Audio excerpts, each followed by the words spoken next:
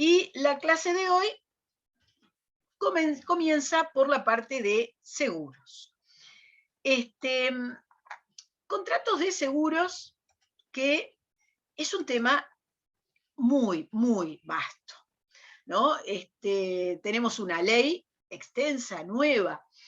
Todos los contratos dan lugar a, en definitiva, a un business, ¿no? Los contratos determinan modelos de negocios. Y hay algunos contratos que han desarrollado campos enteros. Bueno, intermediación financiera, seguros, transporte, toda la operativa comercial de compraventa. Es decir, uno puede pensar que cada contrato es un negocio y cada contrato es un curso, cada contrato es una materia opcional, seguros es una materia opcional, intermediación financiera, no sé si ahora sigue, pero recuerdo que era una materia opcional. De modo que lo que vamos acá a presentar es sobre todo el análisis de cuándo hay contrato de seguros, para que ustedes tengan la dinámica de qué es asegurable, qué no, cuál es la regla de juego grande del tema seguros, y vamos a ver algún tema general muy grande de los que regula nuestra ley actual. Así que ese es nuestro objetivo. Y para saber qué es el seguro, a mí me gusta mucho explicar, más allá de la noción, que ahora va a ser nuestro punto de partida, a mí me parece que es importantísimo ver la evolución histórica, no por el hecho de la historia, sino para ver cómo se llegó a la empresa de seguros, con un concepto que es muy general, porque cuando uno habla de seguros, ¿de qué habla? Bueno, uno habla de no tener pérdida patrimonial, de tener cierto resguardo para casos de siniestros, que no seguro que vayan a pasar, pero que pueden suceder. Toda esa idea, bueno, toda esa idea que está dentro del concepto contrato de seguros no es específicamente la caracterización del contrato de seguros como tal. En eso consiste el planteo de clase y, bueno, y obviamente los temas normativos que podamos presentar o abarcar. Comencemos entonces por la noción. ¿En qué consiste el contrato de seguros? Consiste en la transferencia de un riesgo.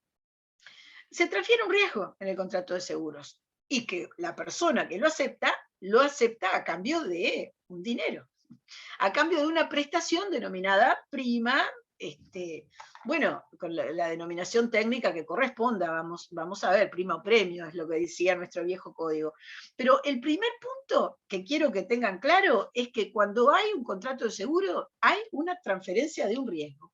Por lo tanto, ¿cuál es la ecuación económica de este contrato? Servicio por precio. Yo pago y espero un servicio.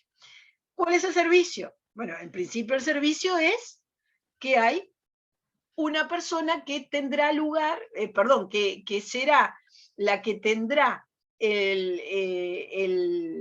la pérdida patrimonial, sufrirá la pérdida patrimonial, la disminución patrimonial, en caso que tenga lugar un siniestro. Bien, ¿cómo se caracteriza de manera general el contrato de seguros? Bueno, el contrato de seguros en principio es una prestación indemnizatoria, no lucrativa. ¿Y por qué es importante hablar de prestación indemnizatoria? Porque el elemento de cálculo de cuál va a ser la prestación y el esquema de organización de esta empresa aseguradora es una indemnización. Es decir, la gran descripción del seguro es un seguro de daños. Y un seguro de daños implica una prestación indemnizatoria. Vamos a ver que eso es muy distinto en la otra modalidad de organización del tema seguros, que es el seguro de vida o seguro de muerte.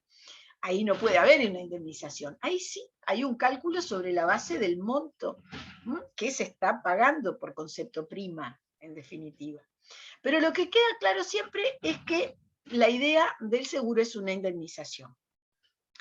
Sobre esa base de prestación indemnizatoria, cuando estamos en el escenario de un contrato de seguros, se afirma, y a eso corresponde, en que el seguro no sustituye la cosa perdida, sino por el equivalente pactado.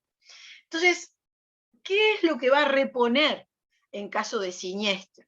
Bueno, según que haya pactado, y eso tiene que ver con según cuánto haya pagado, ¿no? Porque sobre esta base está el tema cálculo. Una cosa es decir, al valor que pueda tener algo en uso, o al valor de reposición por, por el valor a nuevo. Pero aquí estamos hablando de un equivalente pactado, es decir, sale del contrato. Y otro tema importante como característica general, que son esta introducción que estamos haciendo al razonamiento que vamos a ver, que me interesa también mucho plantear, es que hoy el seguro no solo es una prestación indemnizatoria que no sustituye la cosa perdida, sino por el equivalente pactado, sino que hoy tiene un rol muy relevante como suplementos de garantías. Y eso también como consumidores lo vemos, porque, por ejemplo, cuando hay una hipoteca por un inmueble, porque una persona compra una casa con un préstamo hipotecario, el acreedor de ese préstamo hipotecario, es decir, de ese préstamo que está garantizado con la hipoteca del inmueble, le obliga, ¿no?, al deudor, ¿no?, es decir, al dueño del inmueble, le obliga a que pacte un seguro. Y ese seguro, que es para el caso de destrucción del inmueble, ¿qué es lo que va a cubrir? Va a cubrir que, como no va a haber un inmueble para la ejecución de la garantía si se destruye por un siniestro tipo incendio, el seguro le va a cubrir las cuotas, o decir, la deuda que quede pendiente del pago de ese préstamo hipotecario. Entonces ahí el seguro no es para el dueño necesariamente, más allá de que haya una diferencia según en qué momento del pago de ese préstamo esté, ¿no?, que obviamente le va a corresponder al dueño. Pero la idea por la cual ese seguro va a estar operando y ser operativo va a ser para el interés asegurable de ese acreedor que tiene garantizada la deuda pendiente con la hipoteca del inmueble. ¿Me siguen?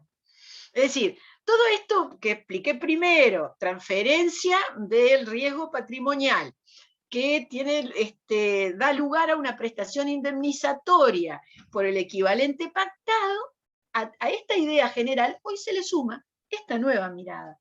Hay, no solo en este escenario, hay seguros que tienen que ver con operaciones también financieras, ¿no? Y es perfectamente válido.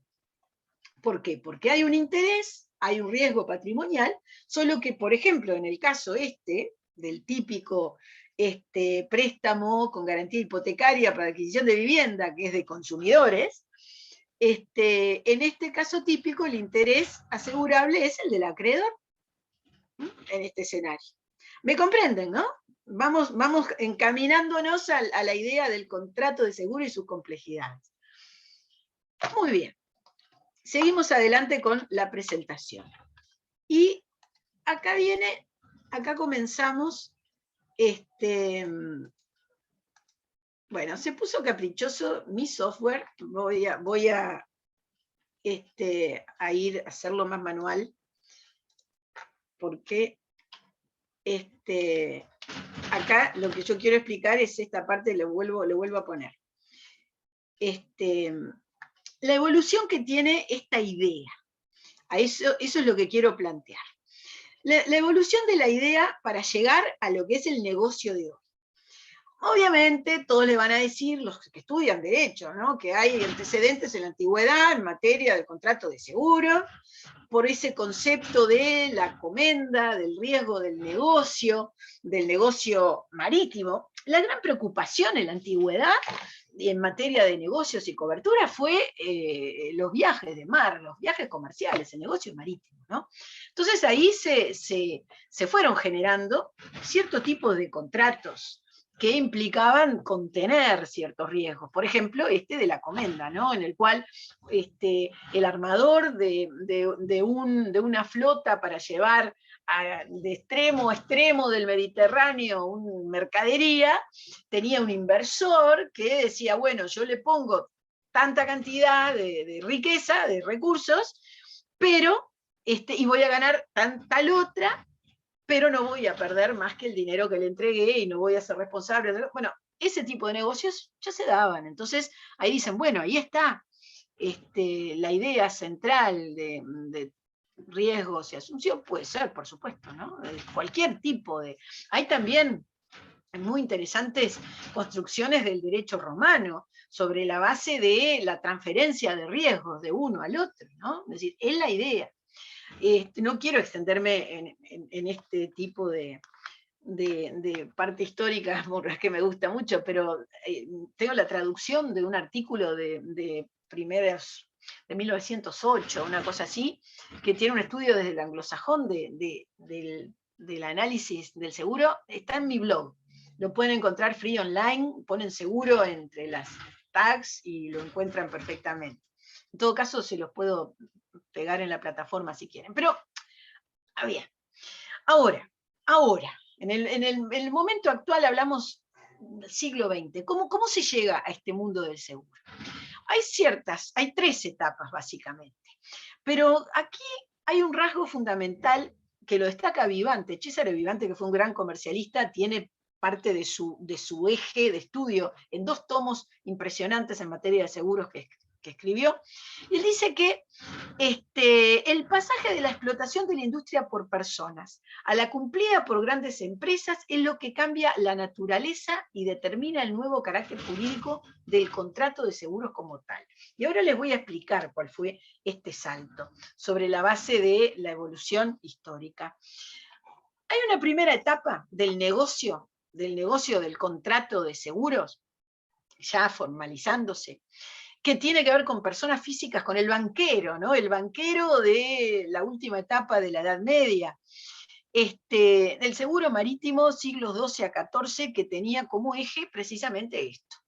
Grandes capitales, un gran comerciante banquero que a su vez representaba otros capitales y que el negocio era saber de técnicas de navíos de la época, que ya ven porque fueron los momentos en que comenzó a avanzar la tecnología de navegación. Entonces sabían de los riesgos de tal época por tal lado, de las rutas. Es decir, había un gran conocimiento marítimo para poder arriesgar capital. Entonces le decían, tal negocio, usted me paga tanto, yo asumo, me paga más, me paga menos sobre la base de este conocimiento. Esto era el mundo del seguro y fue, ya lo ven, durante 2, 3 siglos el gran negocio del seguro fue de esta manera. Mucho desarrollo de contrataciones, ya era algo necesario prácticamente, no era ya solo la ruta mediterránea, ya se iba mucho también para la parte norte, el Báltico, es decir, había toda una circulación comercial sobre esta base. Y ahora viene en esta otra segunda etapa, ya siglo XVII, acá empieza a cambiar, ahora viene el eje de los grandes cambios del negocio y se los voy a explicar. El primer gran cambio está en la operativa de negocios, año 1600, la primera norma legal, cuando no, de ingleses, ¿no? En los grandes momentos del derecho comercial, 1600, Act of Courteous Assurances, que regula un negocio que, ¿saben cómo se daba? Y algo muy, muy peculiar, no era un tema de gran capital, sino de intermediarios de capitales que tenía lugar en un pub inglés, el pub de los hermanos Lloyd, que hoy en día, una de las aseguradoras y reaseguradoras, porque 2 negocios, más grandes del mundo mundial, es Lloyd. Bueno, esto arranca en el 1600, un poco antes, ¿no? 2 hermanos, Edward, no me acuerdo el otro, dueños de un pub en los docks, en la aduana, ¿no? Cerca de la zona de aduana. Y, bueno, servían cosas de pub, café, a la gente de los buques. Y la gente de los buques y los armadores y tripulantes, capitanes, se reunía y que había información. Y unos le dejaban información para otros y la colgaban de la pared del pub. Y estos hermanos Lloyd se dieron cuenta que el negocio no era el café, sino que el negocio era dar información sobre ¿qué? Sobre las oportunidades de viajes para ofrecerlo a gente que quisiera el negocio de asegurar, es decir, de invertir y correr riesgos y tener eventualmente, si hay siniestro, cubrir riesgos o no cubrir riesgos. Y dicho más rápidamente, hay abundante literatura, digo, de seguros y además derecho de seguros sobre esto. El marcador de Venecia, por ejemplo. Bueno, eso son parte de las historias de ambiente, ¿no? Pero esto fue en Londres. Eso era otro escenario, que está bien. Pero esto era Londres mismo. Los hermanos estos pasaron de ganar con el café que les servían a los que venían a hablar, a ganar como intermediarios con la información, y ellos juntaban la gente para según cada negocio. Y el café lo regalaban, ¿no? Digo, después. Este negocio, como adquirió un nivel de inversión y de riesgo tan grande, fue el primer negocio que terminó siendo regulado en el Act of Court of Assurance, en esta ley, que es la primera ley del 1600, que pone en realidad un poco de orden y publicidad, transparencia, analiza un poco de riesgo por este lado. Se imaginan que como ley en este negocio en ciernes fue bastante básico, pero el negocio seguía necesitando de esa sabiduría de a dónde iba quién y antecedentes para el riesgo que tomaban a título personal estos inversores. Y a mediados acá del 1600, del siglo XVII, vienen las dos grandes circunstancias históricas que sí cambiaron el sistema. En primer lugar, a mediados, yo pongo acá el aporte de Pascal, no solo es Pascal, son 4 o 5 matemáticos holandeses que revolucionan la teoría de la probabilidad. Y esto cambió el negocio para siempre.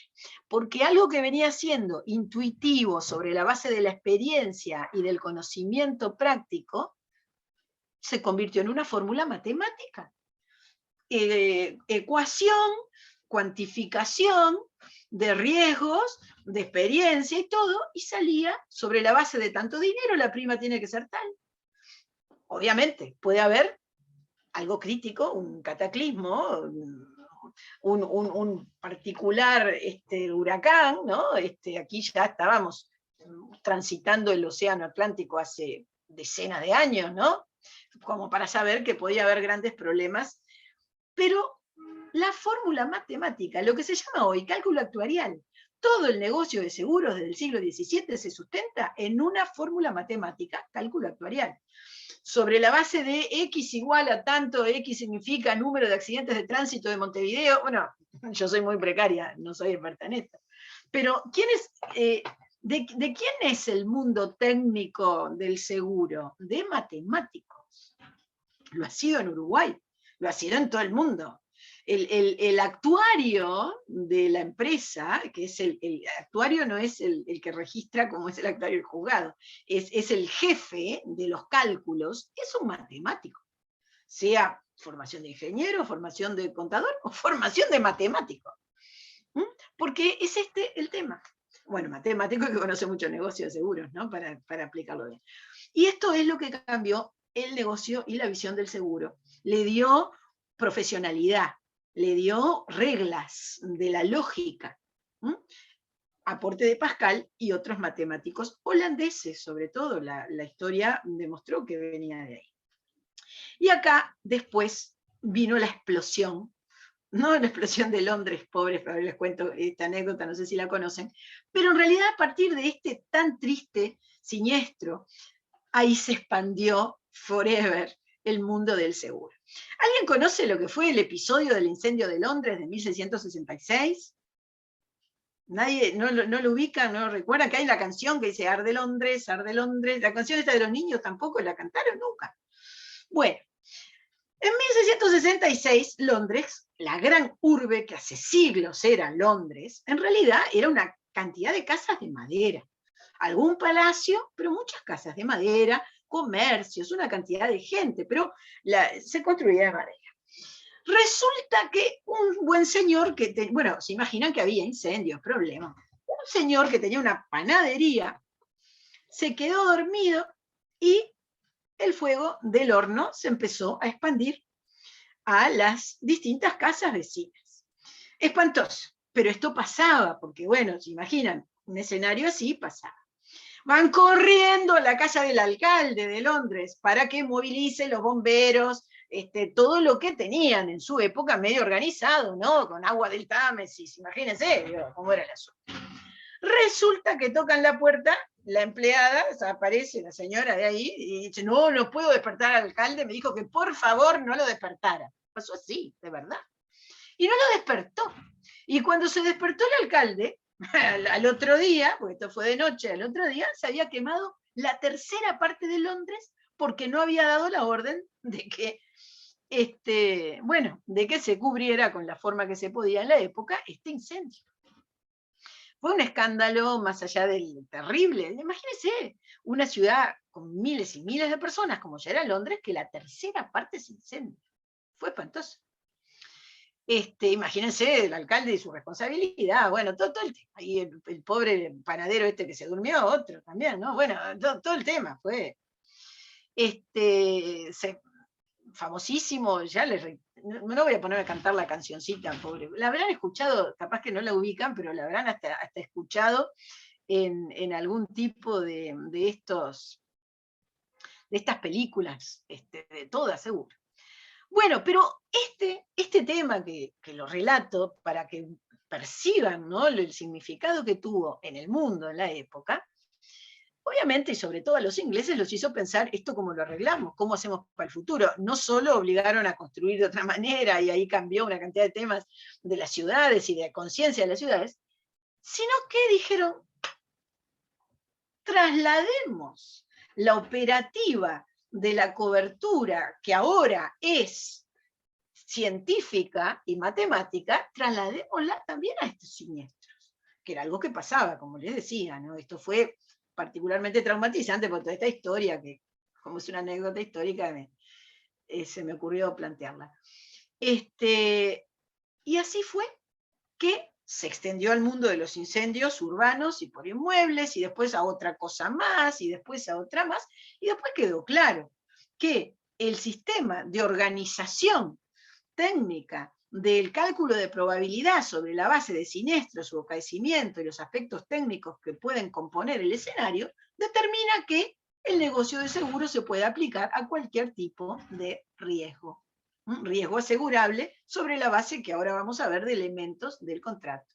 La tercera etapa, que es ya la de la actualidad, a partir del siglo XVIII, consolidación de aspectos técnicos, fundamento técnico imprescindible del seguro, que se sustenta en la ciencia matemática y que se sustenta también en una pluralidad de negocios, en una masividad, más que pluralidad de negocios. El seguro, que es la aplicación de una fórmula matemática a un cierto escenario de probabilidades de que acaezca un evento que genera un daño patrimonial, solamente puede funcionar como un contrato de adhesión porque tiene esta base de sustentación, que es un cálculo matemático sobre cuál es la prima, cuál es ese precio que se debe pagar sobre la base de cuántos contratos suscribir para que la empresa pueda cubrir ese porcentaje calculado más los costos de siniestros que pueden tener lugar. ¿Cuál es la lógica? Dirán, sí, es así, pero tiene que ver con una fórmula matemática. ¿Cuál es la lógica de que aumente el costo de seguros cuando aumenta el riesgo? Por ejemplo, seguro contra hurto en un lugar donde hay inseguridad. Y bueno, porque hay más probabilidad, pero también hay más gente que quiere contratar el seguro. Bueno, entonces se puede aguantar un costo, en cierto punto, el costo de la prima puede ser el mismo si, a pesar que aumenta el riesgo, aumenta la gente que lo contrata. ¿Me entienden? Bueno, pero todo eso no es intuitivo para que funcione una empresa de la capacidad patrimonial, como debe ser una empresa de seguros y una empresa que además tiene los controles en todos los países que merecen tener las empresas de seguros. Todo eso deriva de un análisis de esta fórmula matemática. Entonces, más allá de la definición del contrato de seguros, que es la transferencia de riesgo, que es una prestación indemnizatoria y todo eso, a mí siempre me pareció muy interesante que hasta la canción del incendio de Londres, digamos, aporta para entender el negocio de seguros y lo que importa el contrato y lo que importa el tema anuidades y los elementos y todo eso que ahora vamos a ver.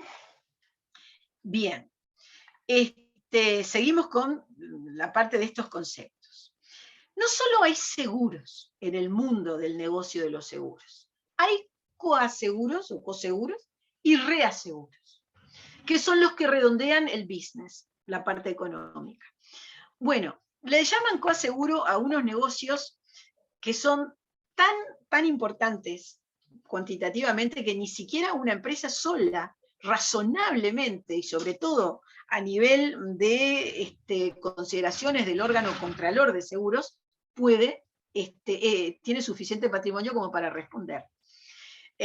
Coaseguros hay cuando la división del compromiso de satisfacer el eventual siniestro, bueno, implica la necesaria participación de más de una empresa. Es más, por ejemplo, imaginen las empresas como las zonas francas, Zona América. Bueno, Zona América, cuando tiene que estar asegurada para funcionar, es decir, hay empresas inmensas, piensen en ANCAP. ¿Qué empresa de seguro puede asegurar ANCAP?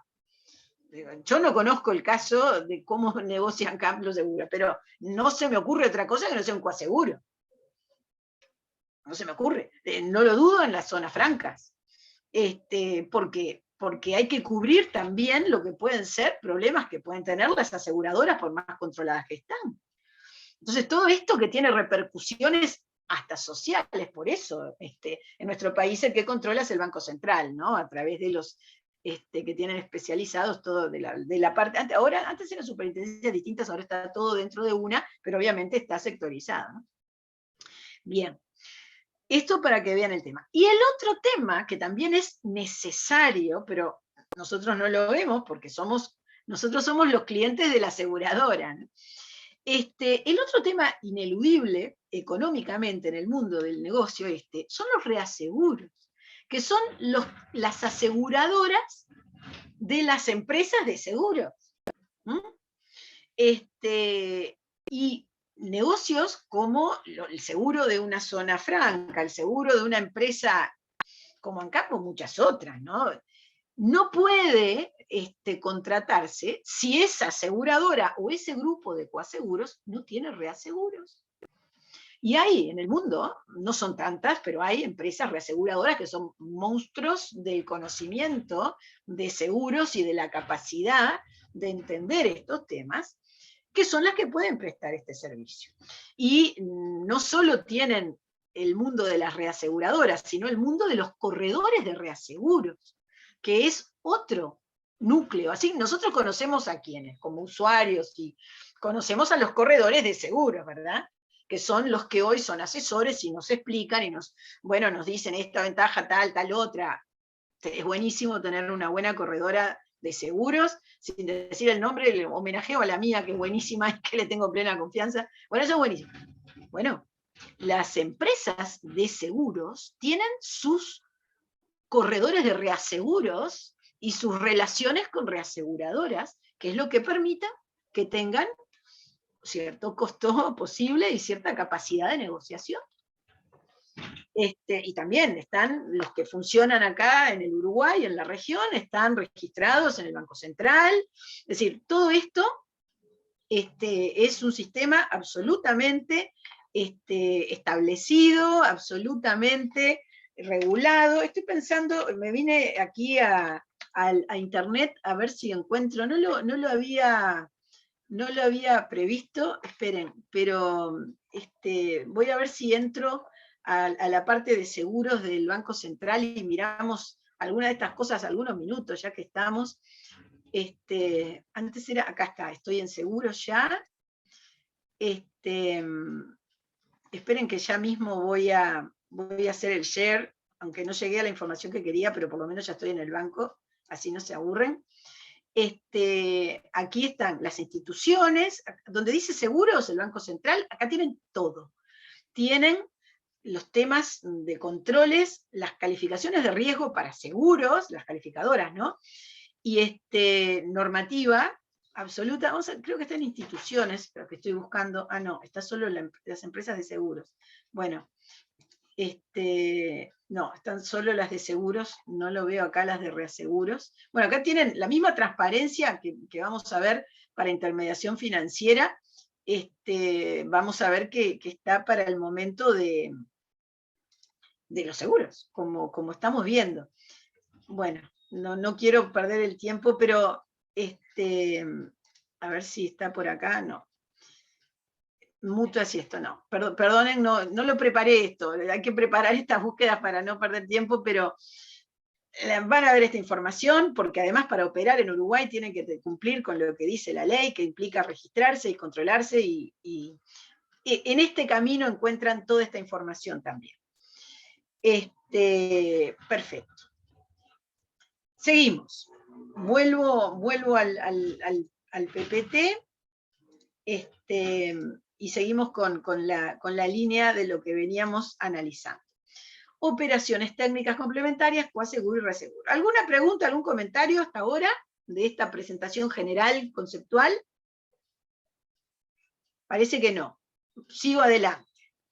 Igual vamos a tener tiempo. Bueno, derechos de seguros uruguayos. Ahora vamos a lo nuestro, al asunto leguleyo nuestro, de los abogados ahí en el sentido de qué dice la ley al respecto. Nosotros venimos de muchísimos años, un siglo y pico, 150 años casi, podríamos decir, de una regulación de seguros del Código de Comercio que tenía la regulación del Código francés, ¿no? Estamos hablando de 200 años, y pasamos, después de iniciativas y debates, a una ley moderna, una linda ley, que fue aprobada el 26 de octubre de 2018. Por supuesto, siempre se encuentran críticas y cosas, como todas las normas, pero yo creo que estamos muy bien, con una normativa dinámica, que hoy es el centro, el eje de toda la temática en materia de seguros. Esta ley se complementa con otras disposiciones que quedaron vigentes del régimen anterior. La ley 16.426 es de un tema de negocios, es la ley de la desmonopolización, con el complemento de la 17.296, un artículo del 2001.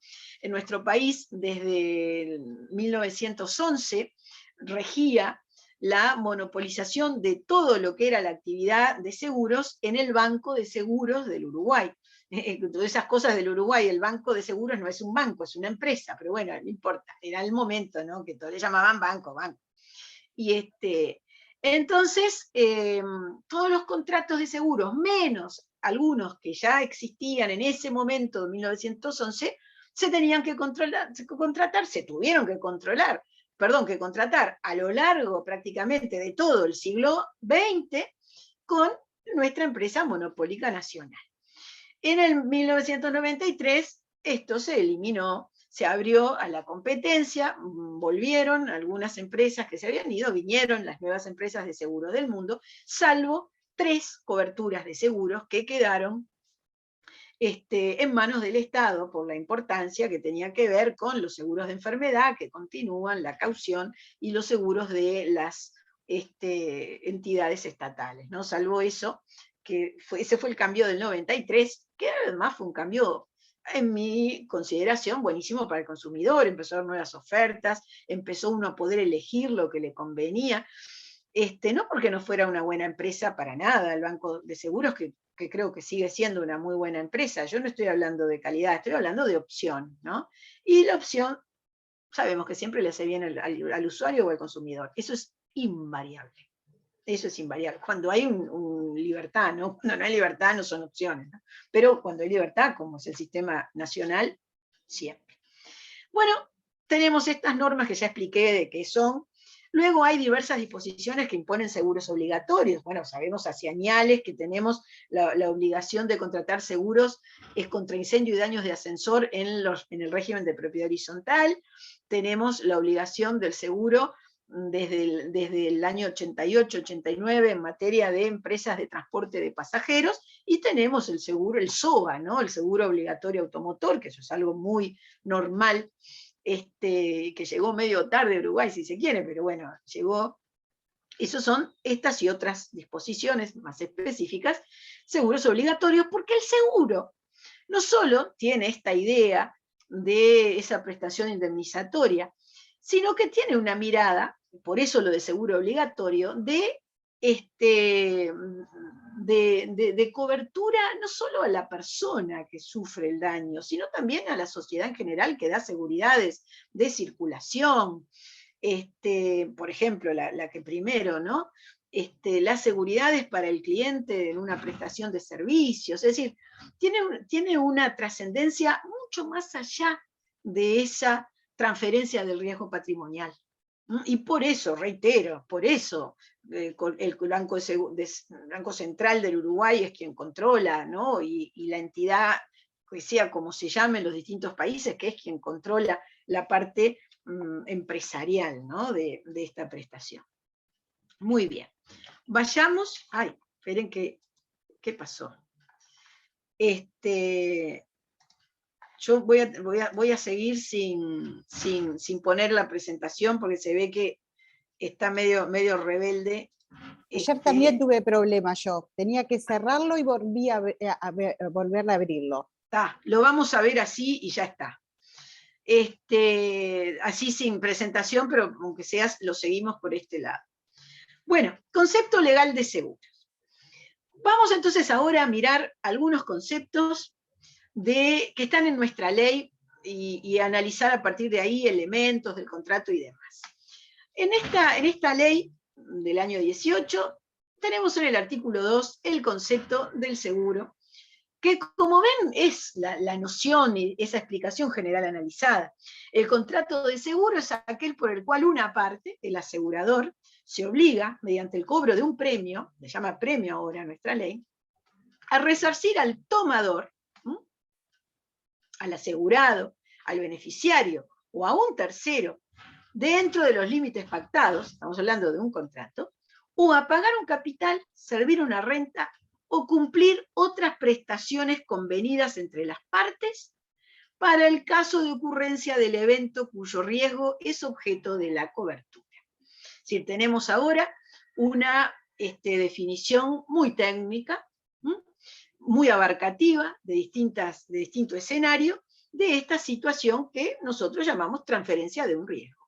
Tenemos el asegurador que cobra un premio para resarcir, fíjense la palabra, resarcir, hablamos de la prestación indemnizatoria, a quien sea tomador, asegurado, beneficiario, tercero, a quien esté pactado, dentro de los límites pactados, que va a resarcir daños, pérdidas, privación de un lucro, o pagar un capital, servir una renta, ¿no? Estas vienen las nuevas funciones del seguro, de esta aplicación de la fórmula de probabilidad, o cumplir las prestaciones que sean convenidas entre las partes. Este es el concepto moderno de estas plurifunciones del contrato de seguros como tal, y acá lo de siempre que termina el concepto. El caso de ocurrencia del evento cuyo riesgo es objeto de la cobertura, es decir, cuando tiene lugar el siniestro. Después agrega este artículo 2, la prima es la prestación que paga, ¿no?, el tomador o asegurado, y el premio incluye la prima más impuestos, tasas y demás recargos. De nuevo, terminología absolutamente técnica, que es un avance, ¿no?, ya en nuestra ley. Pero volvamos a la parte explicativa ahora del contrato puramente. ¿Qué elementos tiene el contrato de seguro? Bueno, hay 3 elementos que toda la doctrina entiende que son los que deben tener: riesgo, prima, prestación a cargo del asegurador, y eventualmente hay otros 2 que pueden dudarse, yo entiendo que también son elementos del contrato: interés asegurable y empresa. ¿Qué es el riesgo? Bueno, el riesgo es la posibilidad que tenga lugar un acontecimiento incierto. El riesgo debe tener incertidumbre, es decir, no puede saber cuándo va a pasar o saber qué va a pasar, ¿no?, en ambos casos. Por eso vamos a ver en nulidades que si el que contrata ya sabía que tuvo lugar el riesgo, el contrato es nulo, porque aquí justamente el alea en que tenga lugar el riesgo es la clave de la asunción de la obligación por parte del asegurador. ¿Por qué? Porque es ahí que entra en la ecuación matemática que utiliza para su negocio. Todo termina en qué variable de la ecuación matemática está funcionando cada elemento del seguro. Bueno, riesgo, como les decía, tiene que tener incertidumbre. Si no tiene incertidumbre, no es riesgo y por lo tanto no hay contrato de seguro. No hay contrato de seguro. El otro gran elemento, más allá del riesgo, es la prima o premio, es decir, con la terminología que analiza hoy, que utiliza, perdón, hoy, el artículo 2 de nuestra ley. Pero en definitiva, hay lo que tiene que pagar el asegurado, el que contrata el seguro, para que la empresa suma el riesgo y la eventual pérdida patrimonial en caso que tenga lugar el siniestro. ¿Y esa prima de dónde surge? De la aplicación de esta fórmula matemática, que es en realidad lo que hoy se llama el cálculo actuarial, ¿no? Todo deriva de cómo se fundamenta y cómo tiene lugar el cálculo actuarial. Luego, el tercer elemento, en caso que tenga lugar el siniestro, la prestación a cargo del asegurador, que será el dinero. Ahora, la prestación de asumir el riesgo siempre está latente cuando estábamos pagando el seguro. Es decir, yo contrato un seguro, cumplo pagando la prima, como sea que haya pactado que lo voy a pagar, y ¿qué tengo? Ya tengo la prestación del asegurador, que es, tengo desplazada la pérdida patrimonial. Se hace efectiva esa obligación en caso que tenga lugar el siniestro, porque ahí va y paga la aseguradora. ¿Comprendido? Bueno, los otros dos elementos son, por un lado, el interés asegurable, es decir, nadie puede asegurar algo que no le va a generar una pérdida patrimonial, porque no hay contrato de seguro en ese caso. Explico. Yo explico de una forma también un poco caricaturesca, pero imagínense, yo no puedo asegurar a un edificio que no es mío, no puedo asegurar el obelisco. Yo no puedo contratar un seguro contra tormentas y otro tipo de daños por la destrucción del obelisco. ¿Por qué? Porque no está en mi patrimonio el obelisco. Y a mí, que se destruya el obelisco, no me va a generar una pérdida patrimonial. Ahí va el concepto de interés asegurable. Por eso hoy, cuando yo hablaba del rol como cobertura de garantías del seguro, decía que el acreedor hipotecario tiene un interés asegurable. Porque ¿por qué hace una hipoteca el banco que prestó el dinero? Porque si no le pagan, él se cobra en el inmueble.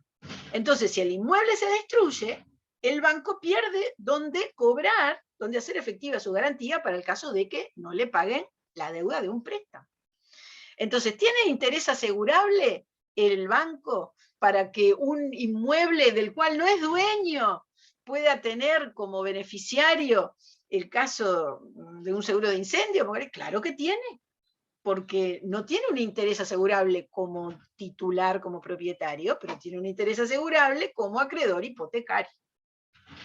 Es decir, interés asegurable no es solo ser dueño, es cualquier relación, pero tiene que haber una relación.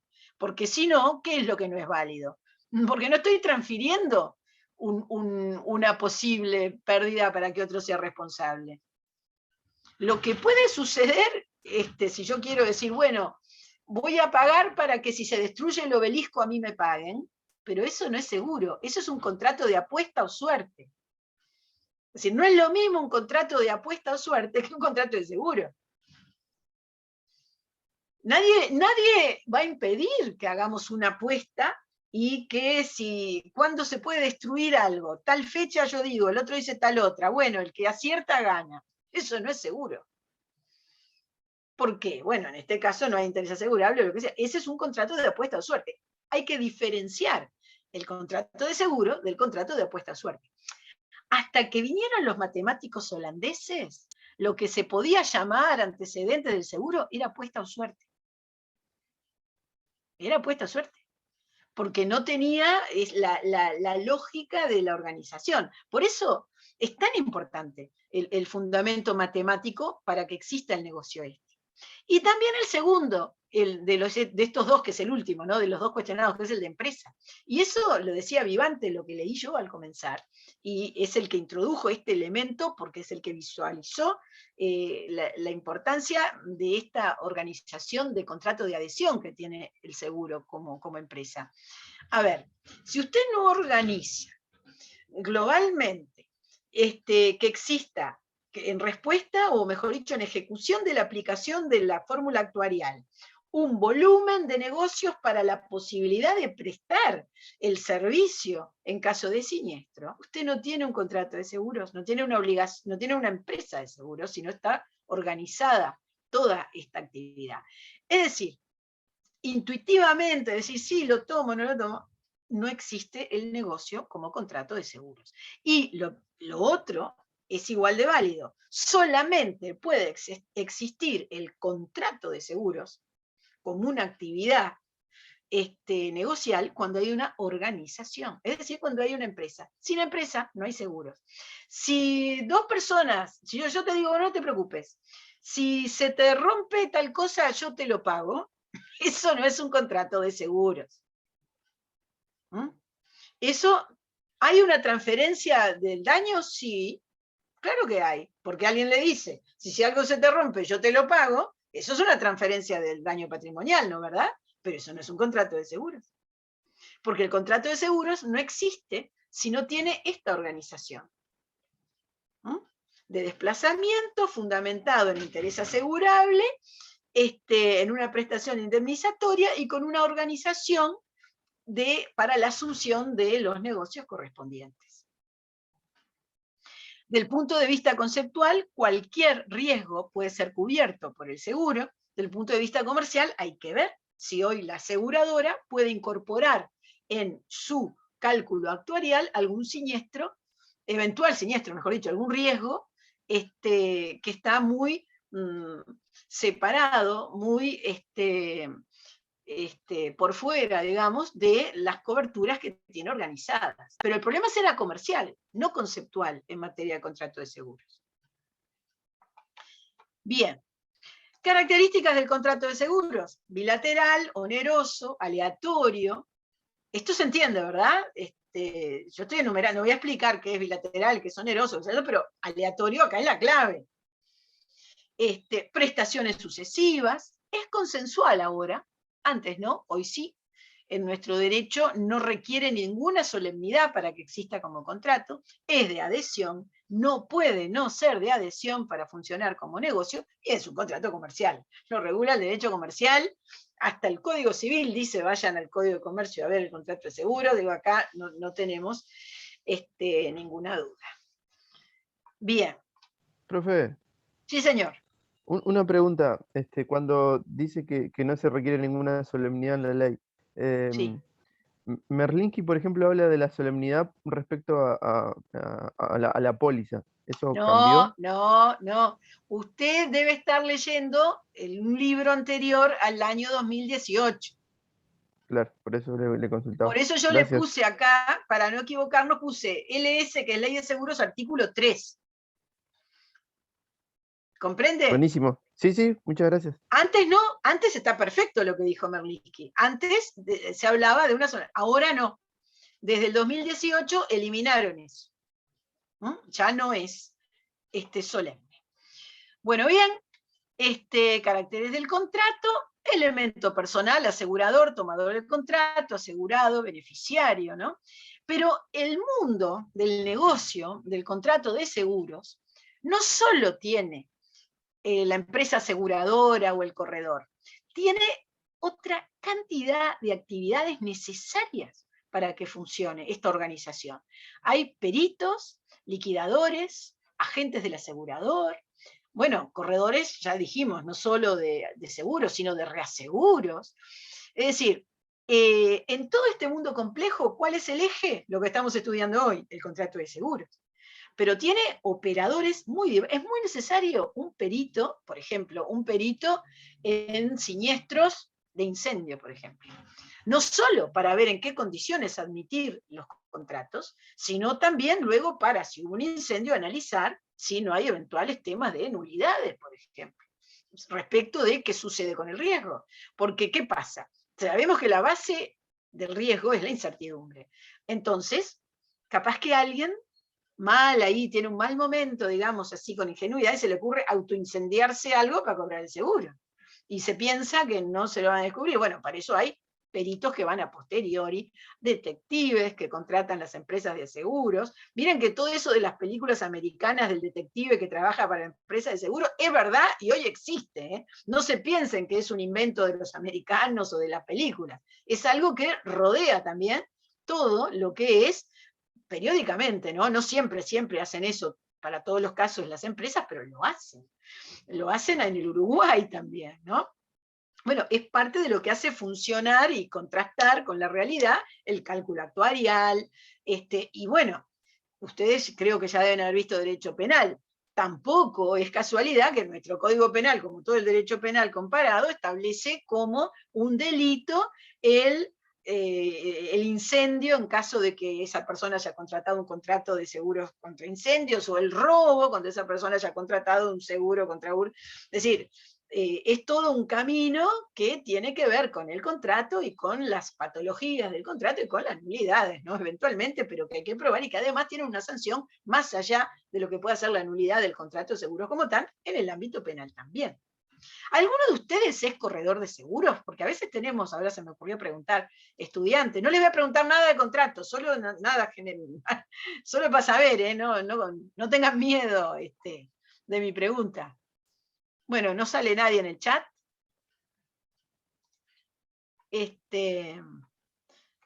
Profe, hablando del daño, ahora se estrenó Sí. este año la película La teoría de los vidrios rotos, que tiene Ah, no la vinculación vi. tiene ¿Y qué? vinculación con... Ah, sí, no la vi. ¿La teoría de los vidrios rotos, dijo? Sí, Mire, es voy a una mirar. película uruguaya. Ah, mire, ¿y tiene que ver con seguros? Sí, porque en realidad em, se producen en un determinado pueblo, digamos, hechos una cierta cantidad de hechos que no es común para un pueblo tan pequeño, Ah, mire. No, de no, yo vehículos asegurados. pienso en los vidrios rotos del Club Nacional de Fútbol cuando hay cosas en el estadio y en el problema de asegurarle los vidrios a Nacional, pobre. Bueno, soy de Nacional, pero también pobre, ¿no? No es. Pasan cosas así. Cuando dijo vidrios rotos me acordé de que Nacional siempre gana y rompe los vidrios. ¿Quién le asegura los vidrios a Nacional? Bueno, sí, es otro tema, ¿no? Se imaginan que la empresa aseguradora va a exigir cosas ahí, ¿no? En todo caso. Bien, medio en broma, pero también medio en serio también. Pero bueno, sí, desde las cosas más complejas a las cosas más sencillas tienen que ver con estos niveles de contratación y, en definitiva, empresariales. Muy bien, seguimos entonces avanzando en algunos conceptos. Luego, distintos tipos de contratos de seguros, a prima o mutuo, según cómo se organice la parte interna del cumplir con la prestación, seguros terrestres, seguros marítimos, de prima fija, de aportación, esta es otra clasificación medio antigua, los contratos de seguros, también según los intereses que los inspiran, puede ser seguro privado, seguro social, según la organización, también de quien parte. Y esta última clasificación, como yo les adelantaba, es la más común y la que tiene más repercusión, en todo caso a nivel del estudio jurídico, ¿no? del tema, que es seguros de daños patrimoniales versus seguros de personas, que son el seguro de vida o el seguro de muerte, según cómo se analice. Y esto es lo que lleva a pensar también si en materia de seguros estamos ante el dualismo o un monismo. Es decir, la pregunta es, en la relación jurídica del seguro, ¿existe una fundamentación única común a todas las modalidades de contratos de seguro o se puede hablar de dualismo o pluralidad en la fundamentación? ¿Por qué decimos esto? Más allá de que hoy comercialmente se generaliza la palabra seguros. Por lo primero que dije, cuando hablaba de la caracterización del seguro y la prestación del seguro como una prestación indemnizatoria. A ver, no es lo mismo el seguro de daños que el seguro de vida. Lo que hay que pagar por concepto seguro de vida, ¿de qué depende? De cuánto haya querido pagar el que lo contrata como opción. Mientras que en materia de los demás seguros, no. Todo tiene que ver, sí, con lo pactado, pero no puede tener un carácter lucrativo, quiere decir que solo puede ser indemnizatorio para que sea válido el contrato. Entonces, bueno, no vamos a discutir este tema, primero porque se nos va la clase del dualismo-monismo, y segundo porque comercialmente la palabra es seguros. Ya ven que hasta trasciende las funciones en lo que hoy es el recurrir a este negocio. Pero tengamos claro que la naturaleza es distinta. Bueno, aquí recién aparece, se ve que me quedó mal ubicado algunas referencias a los elementos, ya lo sé, igual lo pongo a modo de repaso que no viene mal. El riesgo,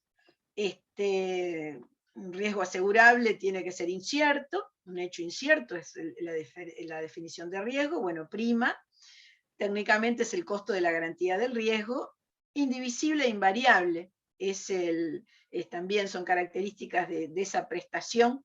La invariabilidad durante el contrato, durante el plazo por el contrato, usualmente anual, obviamente, y esto es importante destacarlo, es salvo agravamiento del riesgo o reticencia no dolosa. A ver, el punto es que en materia del contrato de seguros es fundamental la buena fe, más incluso que en otros contratos, porque siempre es fundamental la buena fe en el cumplimiento de los contratos. Pero aquí hay ciertas circunstancias que la empresa aseguradora, por más que tome todos los recaudos legales o de control que sea, siempre va a estar un paso atrás de aquellas personas que están en vinculación directa al lugar o a la circunstancia para la cual se ha pactado el seguro, ¿no? Donde puede tener lugar ese hecho incierto. Entonces hay obligación de comunicar agravamiento de riesgo, de comunicar toda la información que pueda ser relevante. En ese caso, aún durante la vigencia de un contrato puede estar variando la prestación y puede haber una necesidad de pagar un complemento. Todo esto surge en la abultada regulación contractual que tienen estos contratos en definitiva, ¿no? Más allá de que las leyes modernas, en el camino que ha ido la nuestra, también lo manejan. Esto es lo que quiere decir invariabilidad salvo agravamiento del riesgo o reticencia no dolosa, ¿no? Bueno, prestación del asegurador, ya vimos que es en principio la asunción del riesgo, y ocurrido el riesgo, la prestación va a ser pagarlo. Y después todo este tema de interés asegurable, ¿no? Pero bueno, esto lo pasé rápido, medio ahí a modo de repaso, porque lo tenía aquí, bueno, también el tema de la empresa, como lo resumí. Pero bueno, sobre la base de esto que estaba diciendo, de que todo riesgo puede asegurarse, se habla de modalidades de seguros, ¿no? Había 3 originalmente en el Código de Comercio: incendio, riesgos de la agricultura y seguro de vida, que por supuesto se han desarrollado en todo el mundo. Luego, el más común, si se quiere, porque abarca muchas y muy distintas situaciones, es el seguro de responsabilidad civil. Es decir, que si alguien genera un daño, otro sea el patrimonio que debe cubrir la obligación por haberlo generado. El de los automotores es un seguro de responsabilidad civil. El de aeronáutico, el marítimo, en definitiva, es un seguro de responsabilidad civil. Cuando alguien tiene una cobertura por cualquier juicio que le hagan, mientras no tenga culpa grave o todas las cosas que se establezcan, y bueno, también es un seguro de responsabilidad civil. Los fabricantes pueden cubrirse por los riesgos de responsabilidad del fabricante con esto. Acá en Uruguay no hay seguros relacionados con temas de responsabilidad de propiedad intelectual, como hay sobre todo en el mundo anglosajón, para el software, para las patentes, pero también es un seguro de responsabilidad civil. ¿A qué voy? Que bueno, que es uno de los más contratados, junto tal vez con el incendio, ¿no? Bueno, los seguros de vida, bueno, no sé, no sabría decir hoy, tendría que haber datos de cuantificación, la verdad que no sé. Obviamente por el obligatorio de automotores, creo que el de responsabilidad civil debe estar entre los más, en el grueso como número de contratos, ¿no?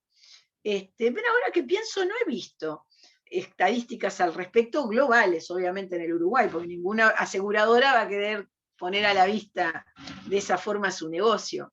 Pero tal vez debe manejar esto el Banco Central y no conozco que lo haya publicado. Pero bueno. Bien, en definitiva, modalidades y con estos comentarios de riesgos que hemos visto, muy, muy amplias. Otro concepto para analizar, la reticencia, es esto que estaba hablando. ¿Qué es la reticencia? La reticencia implica la carga de informar a la empresa aseguradora lo que sabe o, en definitiva, lo que debe saber, lo que la empresa aseguradora entiende que debe saber el asegurado. Y reticencia está relacionada con esta carga y es justamente el no informar.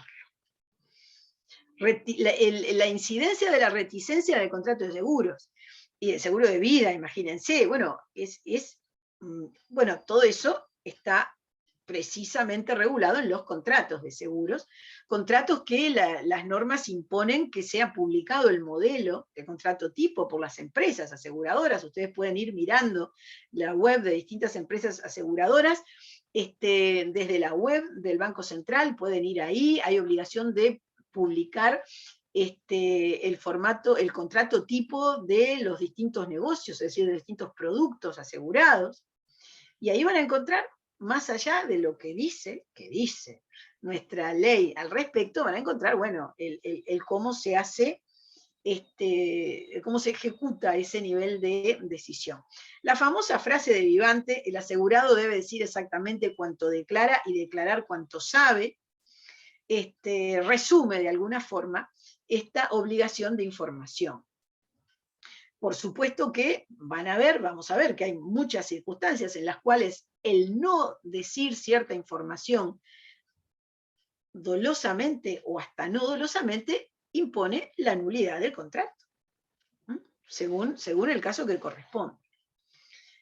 Justo hoy, en un momento de la clase que tuve en el curso del doctor López, vino la doctora Virginia Abado. La doctora Virginia Abado, sus estudios de doctorado los ha hecho sobre la base de especialización en todo este tema de seguros. Y si están medio al tanto de las publicaciones de derecho en Uruguay, van a ver que hay libros de derecho de seguros específicamente de la doctora Virginia Abado, ¿no? que está en estos temas hace muchos años. Yo no me acuerdo, Rosana, sé que de seguro de vida tiene un libro, por supuesto. ¿El tema exacto de la tesis no tenía que ver con reticencia? Me fijo ahora en el libro. no me acuerdo si no tenía... Me voy a fijar porque creo que hay libros de la tesis de ella acá. Está bien. Así que me fijo. Yo tengo bollando mi libro de tesis. Yo creo que sí, que tiene que ver el libro de... Es con reticencia. No dudo de uno de los libros que tiene publicados, que es de seguro de vida y lo demás, pero creo que el tema de la tesis, además, viene por acá. Sí. Que es un tema, se imaginan, apasionante, ¿no? Porque hay fronteras, ¿no? Muy grises sobre lo sabía, no lo sabía, lo debió saber. Es que no estás mintiendo, porque en la reticencia uno ocultás algo que tendrías que haberlo dicho y no lo dijiste, pero no sé hasta qué punto hay buena o mala fe. Bueno, a ver. Porque capaz no lo sabía. Sí. Por eso las empresas aseguradoras, por ejemplo, el seguro de vida, hacen cuestionarios tan detallistas y todavía tienen ponen al final cualquier otra cosa que piensa que tiene que ver y no lo dice, como para caerle con todo en caso de que aparezca algo, ¿no? Pero, es decir, no, mire, yo a veces tengo insomnio. Tiene insomnio, quiere decir que maneja medio dormido. Bueno, no llegamos a ese extremo. Pero, no sé, a veces en la práctica, en las situaciones, uno entiende mucho más claramente cuando es algo que debió haber dicho que del concepto, ¿no? De todas maneras, es un concepto reglamentado de forma tal que no se presta para que por buena fe, tan sencillamente, alguien pueda justificar que no pasó una información relacionada con el riesgo. Y me parece muy razonable, porque justamente la idea no es que el seguro sirva para enriquecerse, sino que justamente cubra daños. Pero bueno, es muy interesante desde muchas perspectivas y de mucho tipo de seguros. Otro, bueno, el tema que involucra, como habrán visto que ya lo mencioné más de una vez, todo esto es la nulidad. ¿Cuál es la reacción defensiva, digamos, de la empresa cuando se vulnera alguno de los elementos? Usualmente el tema de la certidumbre e incertidumbre del riesgo, la nulidad. Ahora tenemos una norma general en materia de nulidad del contrato que dice que el contrato de seguro es nulo si se celebró con la intención manifiesta del tomador de enriquecerse indebidamente con el excedente asegurado, de acuerdo con lo establecido, bueno, en este artículo 54, y dice, si al momento de la celebración del contrato el asegurador no conocía esa situación de exceso de valor del interés asegurado frente al asegurable, tendrá derecho a percibir íntegramente el premio correspondiente al período asegurado, sin perjuicio de acciones penales, daños y perjuicios, bueno, que pudieran corresponder, ¿no? También, lo destaco, suelo destacar esta nulidad del 57 porque evidentemente es la clave para que no quede duda de que la idea del contrato de seguros es una prestación indemnizatoria. Porque si no hubiera un tema de nulidades en términos de enriquecimiento. De Sí, enriquecimiento de Virginia, excedente. perdóname, me fijé. Sí. Era la declaración de los riesgos en los contratos de seguro, hizo una comparación entre el derecho español, uruguayo y argentino. Ahí está, la declaración de los riesgos tiene que ver con la reticencia. Sí. O sea, a mí me había quedado que era reticencia, exacto. ¿Hasta qué punto declara, no declara? Evidentemente. A ver, si no declara, es nulo. Si existiendo un tema referido a riesgo, que podía haber cambiado la posición de la empresa aseguradora, ¿cuál es la consecuencia? La nulidad. Y se toma de manera distinta, y acá es, ¿qué pasó? Pasó lo que no quería que pasara. Se cayó mi Word. Ahora lo abro de nuevo. Pero igual voy diciendo. Lo que sucede cuando se vulnera de alguna forma los elementos, esta nulidad, bueno, y la consecuencia es distinta según se puede identificar, buena fe o mala fe. En ambos casos queda sin efecto la obligación de la empresa prestadora, pero cambia lo que es la consecuencia en relación con el seguro como tal. Esperen que ahora voy a volver a abrir el Office. Acá tenemos, se había caído, ya vino, por suerte vino rápido, cosa que a veces es más caprichoso, ahora se portó bien. Seguimos entonces, estábamos yendo a, después de nulidad, efectos. Muy bien, estamos por acá. Bueno, no, efectos de la nulidad, no, ya habíamos terminado en realidad prácticamente, venía por otro lado. Bueno, lo saco. Decía, bueno, no es lo mismo, bueno, pero un poquito. Ahora, buena fe, mala fe en el cumplimiento del tema contratos. Bueno, a ver, ¿alguna pregunta? Acá dicen, bueno, vi que alguien dice ahora entendí. Porque contestó la doctora, me parece muy bien. ¿Alguna pregunta, algún comentario más en materia de seguros? No, estaban preguntando sobre el interés asegurable, por eso es porque le hice mención. Perfecto. Le puse A ver, ejemplo. hay mucho tema, ¿no? Para hablar en materia de los distintos contratos de seguros. El principio es que cuando cambia la titularidad del bien asegurado no se traslada el seguro, salvo en el caso de materia de incendios, porque claro, el incendio no solo afecta al bien, afecta en general, entonces hay otro tipo de valoraciones. Luego, otros temas relacionados con el mundo de los seguros. Bueno, no, básicamente las nulidades específicas que puede haber según el distintos tipos de coberturas de seguros que se planteen. Y en realidad no tenemos mayor tiempo como para hablar de contratos en sí, de seguros, porque bueno, otro muy, muy importante, muy interesante es el seguro de vida o seguro de muerte, ¿no?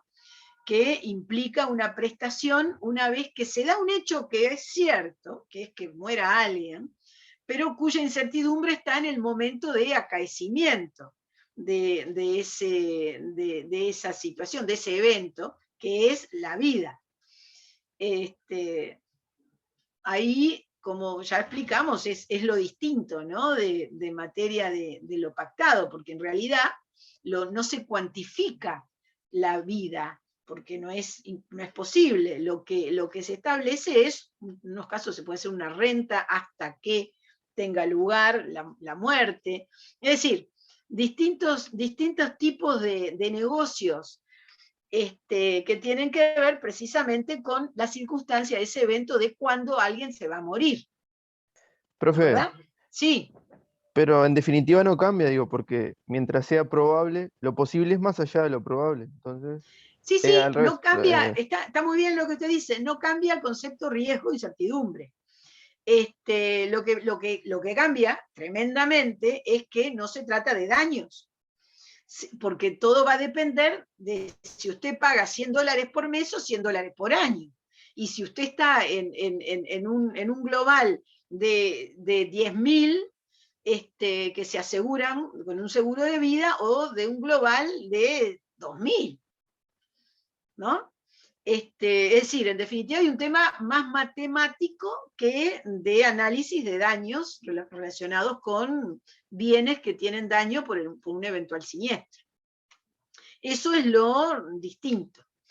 Eso es lo distinto. Y bueno, y en materia de seguro de vida, un gran tema de discusión fue qué sucedía en el caso de autoeliminación no dolosa. Es decir, cuando dolosa en relación con el contrato de seguros. Si una cosa es una autoeliminación sobre la base de que el beneficiario cobre, y otra cosa es un tema de enfermedad psiquiátrica relacionado con un proceso de autoeliminación. Bueno, todo este tipo de cosas, según los distintos lugares, según los distintos derechos, se han discutido. Por eso el seguro de vida es tan especial también desde el punto de vista legal, ¿no? Y en algunas sentencias se ha dado lugar a la obligación, a imponer a la aseguradora la obligación de la prestación del seguro de vida en casos de autoeliminación que no han sido con un propósito manifiesto de fraude al seguro. Y obviamente la nulidad en el caso de la prueba de un fraude, ¿no?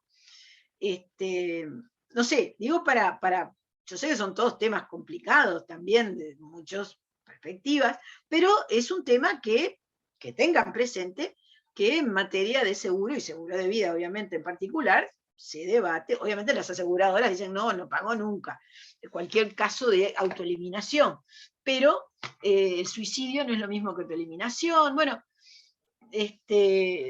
todo un tema. Algunas leyes incluyen específicamente que la autoeliminación es una causal de nulidad en materia del derecho, del seguro de vida, y a pesar incluso de ese tipo de normas hay interpretaciones respecto de distintas circunstancias. En fin, tampoco estamos hablando en particular de esta modalidad contractual, pero por lo menos quería dejarle temas clave, ¿no? En torno a algunos de los temas de contratos, de modalidades de contratos de seguro.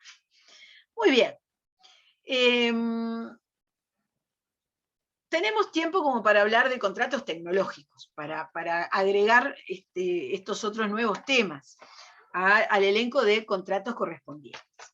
Bueno, cuando hablamos de contratos tecnológicos, en este breve panorama que voy a hacer hasta la hora de terminar, estamos hablando de un componente intangible dentro de lo que es lo que se transfiere o el objeto respecto del cual se están autorizando determinados actos de explotación. ¿Qué es lo peculiar? No hay muchos contratos de transferencia tecnológica o contratos tecnológicos, como se suele categorizar, regulados en nuestro derecho. Están los clásicos.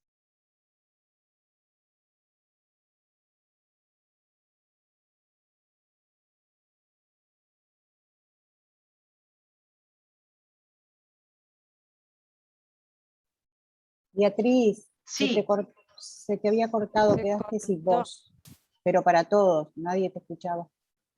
ajá. Ahora Bueno, sí, ¿ahora volvió? sí. Bien, estaba diciendo que el contrato tecnológico se define dentro de lo que es el derecho uruguayo en forma amplia, ¿no? Como tecnología tomado en forma amplia. No solo los conocimientos, sino también todos aquellos institutos del derecho que se refieren a la tecnología. Y había dicho, no sé si esto salió también, que los que regulan nuestro derecho son aquellos muy puntuales, ¿no? Son aquellos clásicos, relacionados con la propiedad intelectual, pero hay un mundo muy cercano y que capaz que más de uno, alguna cláusula de temas de contratación tecnológica en el contrato de trabajo tienen en sus trabajos. Quiere decir que hay un mundo muy cercano a todo lo que es la transferencia tecnológica que por eso hay que tener presente o manejar. Para hablar de los primeros, de los clásicos y que tienen regulación legal en el derecho, bueno, me refiero a lo que son las cesiones o licencias en materia de propiedad intelectual, ya sea las que están reguladas en la ley 17.011 para marcas básicamente está regulado, las que están reguladas en la ley 17.164 para patentes de invención, patentes de modelo de utilidad y de diseños industriales, porque ahí la parte general aplica para todos, o las circunstancias de uso o transferencia de derechos de autor y la transferencia cuando es cesión de derechos de autor. Para estos, no muy detalladamente, pero en definitiva, existe una normativa que establece ciertas condiciones o ciertas pautas de formalización. Por ejemplo, si se trata de derechos de autor, es decir, de contenidos relacionados con temas tecnológicos y derechos de autor, tenemos en el artículo 8 de la ley 9.739, el artículo 7 del decreto reglamentario, que se requiere contrato escrito como condición. Debe estar por escrito para existir, para ser válido. Es decir, no hay entre las partes un contrato sino escrito, no es para existir. Y salvo en el caso de obras audiovisuales e informáticas, que es facultativa, en los demás casos, para ser oponible a terceros, tiene que estar inscripta esa cesión, esa transferencia, que puede ser también un uso o transferencia, tiene que estar inscrita en el registro que tiene nuestro derecho, que tiene nuestra organización administrativa nacional, que funciona en la Biblioteca Nacional. Eso es para transferencias relacionadas con componentes protegidos por derechos de autor. En materia de patentes, es muy parecido. En materia de patentes, el contrato hay que inscribirlo para que sea oponible a terceros, el contrato de licencia de patente. Obviamente el contrato de cesión de patentes también, ya sea patente de invención, de modelo de utilidad o de diseño industrial. Cuando digo patentes me refiero a los tres, porque se aplica a los tres.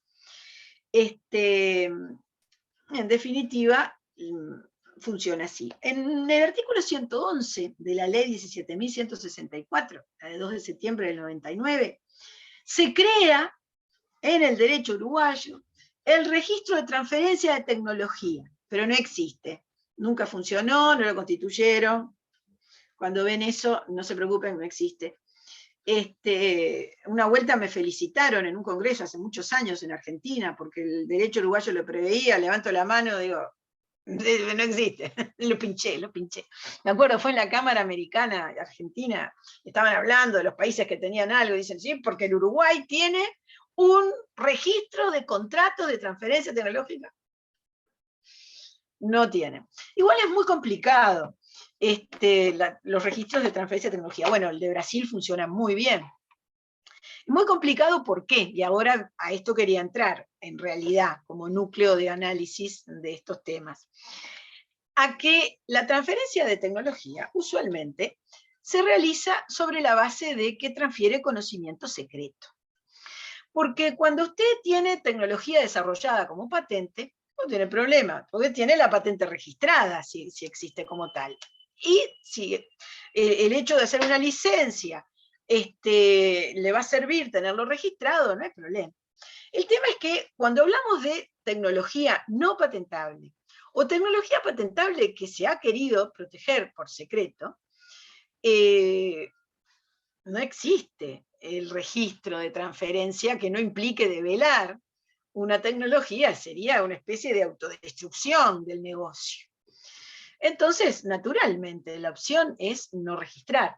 Los países que implementan este tipo de registros usualmente lo hacen por razones tributarias, ¿no? Para analizar cuál es la fuente, por el caso de los royalties y las remesas que pueden venir como royalty. Pero eso está demostrado que se puede hacer por otros mecanismos de control tributario que no impliquen ningún riesgo respecto de contenido, ¿no?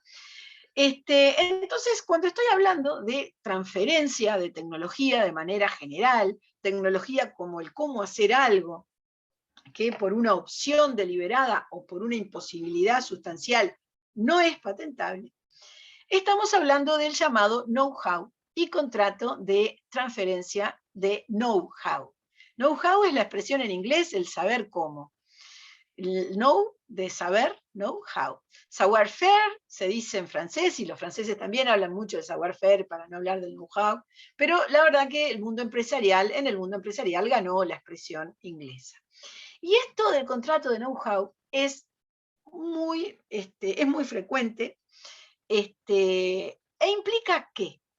Implica que más allá de las condiciones de transferencia y aplicación y la indemnidad y todas las normas que se suelen establecer de uno al otro, implica dos cosas. Primero, una abundante y necesaria contratación en materia de secreto. Es decir, ustedes como asesores, ya sea del que transfiere el conocimiento o de la empresa que reciba, van a tener que manejar mucho lo que es la contratación en materia de secreto, porque la única forma de proteger un know-how es mediante acuerdos de confidencialidad. Esto es un tema. El segundo tema tiene que ver con el paso previo para que ustedes asesoren a su empresa, a sus clientes, no empresa, lo que sea, que es que para que haya un conocimiento secreto hay que definir protocolos de protección y respetarlos, obviamente, ¿no? Es decir, esto viene del derecho inglés, del concepto de secreto tecnológico. No existe el secreto cuando no se actúa ante ese conocimiento como tal. Es decir, ¿vieron esa frase? Esa especie como de dicho que es no solo hay que serlo, sino parecerlo. Bueno, es así. Si uno no puede defender que tiene un patrimonio empresarial, un patrimonio económico, que es un conocimiento secreto, si no tiene definido cómo va a ser el tratamiento que a ese valor le estén dando en la empresa. Algo puede ser bastante sencillo. Algo que puede ser información que está expresada en carpetas o que está guardada en un memory stick que estaba capeado en no sé qué otro lado, en la nube con una clave que cierra, como servicios que casi gratis da hoy Dropbox y otras empresas, pero que está en primer lugar.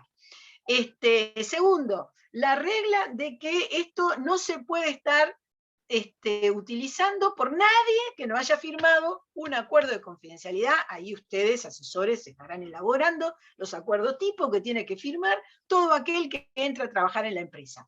Por ejemplo, otro parámetro del protocolo puede ser, no se puede entregar enteramente el conocimiento más que a tales personas, y se entrega sobre la parte que usa cada fase de producción de la empresa, a cada responsable, no sé qué.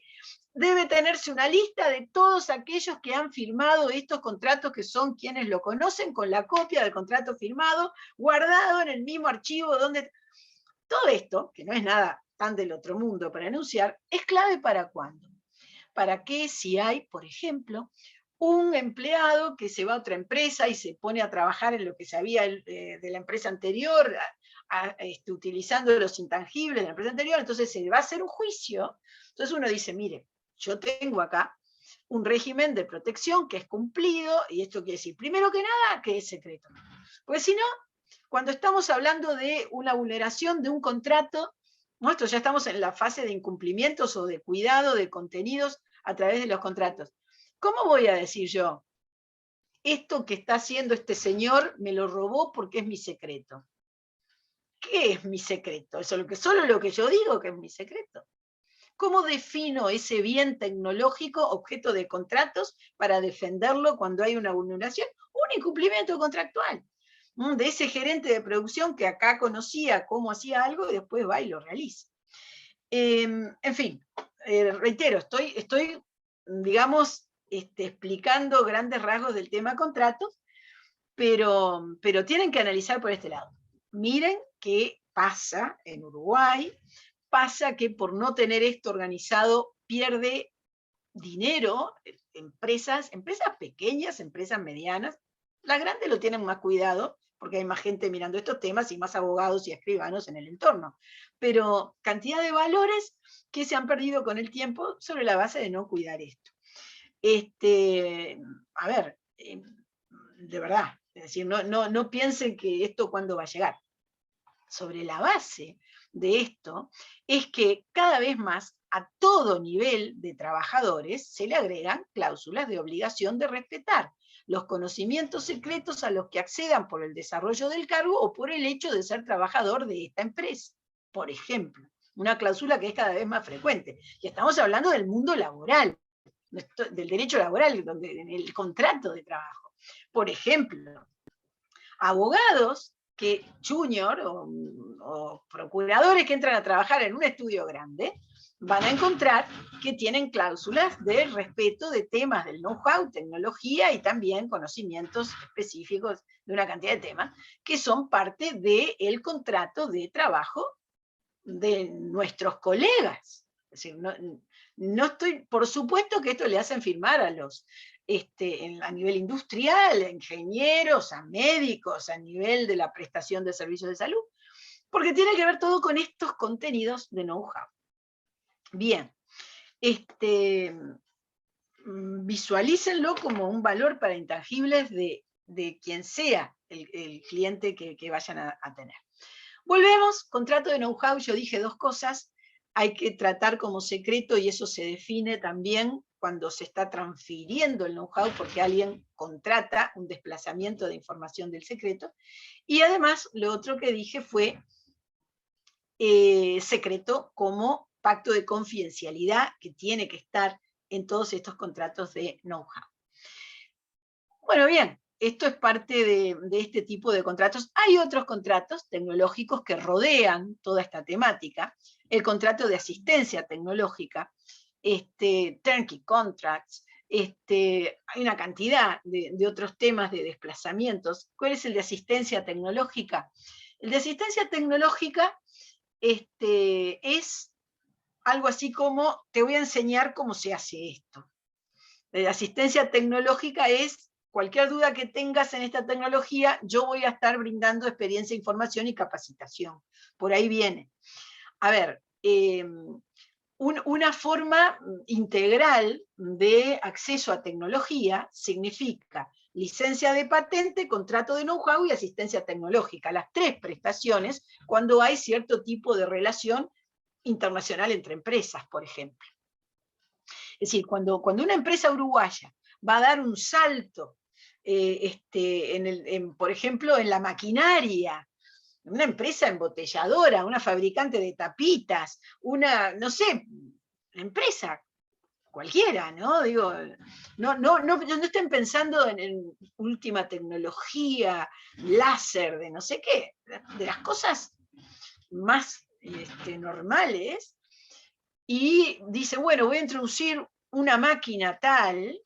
Si es una máquina cuya patente esté vigente en Uruguay, va a necesitar, como les decía, una licencia de patente. En paralelo, el que sabe cómo usarla, si lo pueden contratar para que le transmita todo el conocimiento de la expertise que es secreto que él tiene, le va a venir muy bien a la empresa esta nacional. ¿Por qué? Porque le va a ahorrar cantidad de horas, que horas empresarialmente es dinero, que pierda para el ensayo y error, y va a poder tener el resultado a corto plazo. Entonces necesita un contrato, habiendo quien lo haga, de know-how. Pero no alcanza con tener la máquina y el conocimiento. Va a haber que formar, capacitar a alguien, y va a tener a alguien que al lado le diga, esto mejor así, esto mejor, por lo menos durante un tiempo. Y ahí viene ese otro contrato tecnológico que se llama de asistencia tecnológica. En definitiva, ¿y de qué estamos en todos estos casos? Bueno, cantidad de temas, problemas involucrados. Si es secreto, en ese caso no sería licencia de patente, o sí, habiendo un know-how secreto, todo lo que vimos.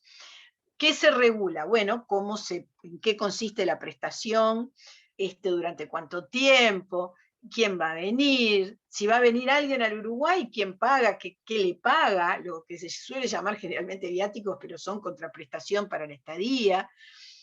Obviamente el pago, ¿no? El canon, honorarios, o si lo contrata como servicios, como sea.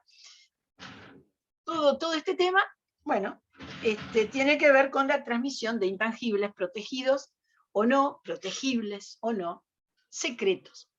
Porque si no es secreto, estamos en una asistencia tecnológica, porque lo que va a haber es alguien que enseñe a hacer algo. Si es secreto, la asistencia tecnológica involucra otro tipo de obligaciones más complejas, ¿no? De modo que esto ya vamos terminando, porque vamos acercándonos a I-45, es parte de esta problemática. Perdón, Beatriz, esta parte de Sí. la problemática, ahora que lo planteas así, me pasó en la práctica, porque resulta que una concursada que les va a tocar a ustedes, ¿sí? Se trataba de unas máquinas donde la tecnología de información la tiene una empresa instalada en el extranjero, ¿sí? La cosa es que los trabajadores tomaron la empresa concursada, ¿sí? Y nos rompieron la máquina. Para poder arreglarla, tenemos que traer al extranjero que tiene esa información y que no la entrega, sino Claro, es que claro. pagándole a él. O sea, Lo que él quiere, porque es una información secreta. Exactamente, es una información secreta. Más allá de la pandemia, digo que no podían trasladarlo, no tenemos dinero. Claro, claro. Sí, sí. Sí, es que es algo muy cercano todo este tema. No, no lo piensen como algo internacional. No, no. Es que a mí no se me había ocurrido. Yo digo, bueno, prendan las máquinas. No se puede prender. No, no. Pues Digo, el único que lo sabe. El valor que uno pierde. Claro. Por eso. Sí, sí. ¿Sí? Y la empresa concursada había accedido a esta información también por un contrato de know-how, me imagino. Exactamente. Sí. Y ese contrato, esa empresa concursada, claro, tiene obligación de no transferirlo a nadie. Mirá qué interesante el debate, ¿no? Sí. ¿Hasta dónde va la obligación de secreto en un caso de concurso cuando la ley dice la empresa tiene que seguir funcionando? ¿Hay que pagarle siempre de nuevo al del secreto para que se lo diga a otra persona? ¿Es incumplimiento del contrato si el que conoce el secreto se lo transfiere al síndico? Beatriz, a ver, tuvimos que cerrar. Sí, no, ya sé. Imaginar no liquidación. hay plata. Porque, es decir, si hay que pagar, no hay plata. No había forma. Pero en un caso... Fíjate que ya tenemos que vender, ¿sí? En bloque algo que el valor la tiene la máquina, que nos quita valor por no tener esa información. Claro, ¿cuánto vale una máquina sin información de funcionamiento o chatarra? Qué fabulosa la máquina, que ni siquiera la podemos sacar del lugar físico donde está, porque es gigante. Chatarra. La ausencia del conocimiento convierte en chatarra una máquina fabulosa y una oportunidad de trabajo, eso ni hablar, ¿no? Sí. Sí, bueno, pero bueno, es un tema muy interesante. No, mi pregunta era sobre la base optimista de que el dueño estaba ahí y decía, ¿pero qué hago? Tengo una multa de $500.000 y yo cuento el secreto porque esto firmé. No, es que no, es a través de unos chips y tiene que venir, era de China, no sé, hay alguien autorizado en Perú para poder venir e instalarlo, nada más. Claro, Y claro, pagando. porque quebraron la línea, sí, lógico. Exactamente. ¿Está bien? No hay. Digo, Porque además si ustedes quiebran ¿cómo es? Lo que hay de protección de esos chips, encima cometen un delito del artículo 29, que es el quiebre de sistemas de protección. Es decir, no lo pueden hacer tampoco. no podemos. Ni aunque físicamente se pudiera llegar a algo, no lo pueden hacer legalmente tampoco. No podemos. No podemos. Bueno, Una macana. interesantísimo el caso práctico de la clase Sí, de hoy. sí. Bueno, Sony 45, terminamos. Comentarios y preguntas. Nada, muy interesante, profe, como siempre. Bueno, qué amable. Muchas gracias. Bien, terminamos entonces. Voy a dejar la grabación, como ya les dije, trataré de mañana poner todo. Sabrina, bueno, gracias Sabrina. Parece que no hay Nos más queda preguntas. lunes y miércoles, lunes, entonces, sí, profe, y después ya se nos Lunes terminaron y las clases. miércoles y el taller termina el martes. Ay, ¿cómo pasó el año? Pensá que cuando arrancamos todo uno dijo, falta tanto, ¿y ahora? Ahora en cualquier momento empezamos el curso del año que viene ya, como son las cosas tan locas. ¿Comercial Bueno. 2 es en el segundo semestre o en el primero? En el primero. ¿El primero? Primero, bien, sí. gracias. Seguimos de largo. Sí, seguimos de largo nosotras, Seguimos como de largo. profesora. Muy bien. Bueno, nos Bueno, vemos. entonces Buen fin de terminamos la semana. clase. Que Dale, pasen muy buen bien. fin de semana Hasta para luego. todos. Que pasen bien. Chau, chau. Pasen bien y aprovechen el fin de semana. Chau, chau, chau. End meeting.